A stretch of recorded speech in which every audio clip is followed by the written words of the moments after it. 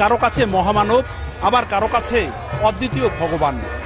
মাদারীপুরের রাজরের কদমবাড়িতে শুরু হয়েছে 4 দিন ব্যাপী গণেশ পাগলের কুম্ভ মেলা। প্রায় 125 বছর আগে এই মেলার উদ্বোধন করেন 13 জন সাধু। 13 টাকা 13 কেজি চাল নিয়েই 13ই জ্যৈষ্ঠ শুরু হয় এই কুম্ভ মেলা।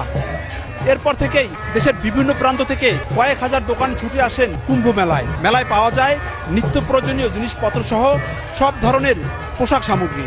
এছাড়া রয়েছে হরেক রকমের মিষ্টির দোকান। দোকানিরা প্রত্যাশা করছেন প্রতি বছরের না এবারও মেলায় জমজমাট ভাবে হবে কেনা বেচা। সুলভে বিভিন্ন সামগ্রী কিনতে পেরে খুশি ক্রেতারা। আমরা 3টে বাসে করে আসছি, আমাদের 3টে বাসে 150 জন লোক হবে।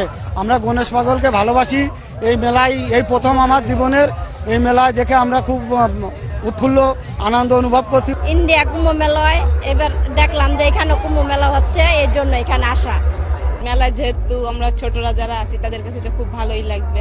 কেনা বেচা খুব ভালো হয় আমাদের। প্রতি বছরই আমরা এই মেলা করি। বিগত প্রায় 20-25 বছর ধরে আমি এই মেলা করতেছি। রুটি, ভাত, মিষ্টি বিভিন্ন ধরনের সবকিছু আমরা আয়োজন করি। আকাশ যদি সুবিধা হয় পাগলের এসে লক্ষ লক্ষ হাজার হাজার লোকের একটা সমাবেশ হয় এখানে।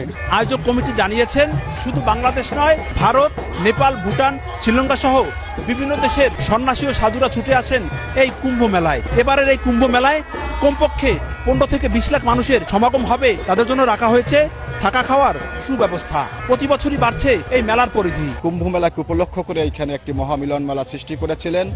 সেই মেলাটি আজকে এই পূর্ণতা পেয়েছে এবং লক্ষ লক্ষ ভক্ত আমাদের মাঝে আসেন। ধর্ম বর্ণ নির্বিশেষে সকল মানুষের মিলন মেলায় পরিণত হয়। আমরা এখানে মূলত ভক্ত সেবা দেওয়ার জন্যই থাকি।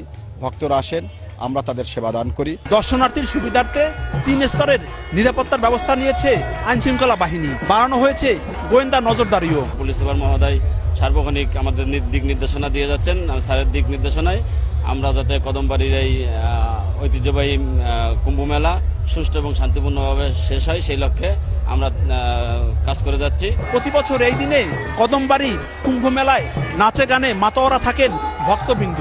বুধবারে শুরু হওয়া এই কুম্ভ মেলা চলবে আগামী শনিবার পর্যন্ত। কদমবাড়ির কুম্ভ মেলা থেকে সঞ্জয় কর্মকার, অভিজিৎ, সময় সংবাদ, রাজৈর, মাদারীপুর।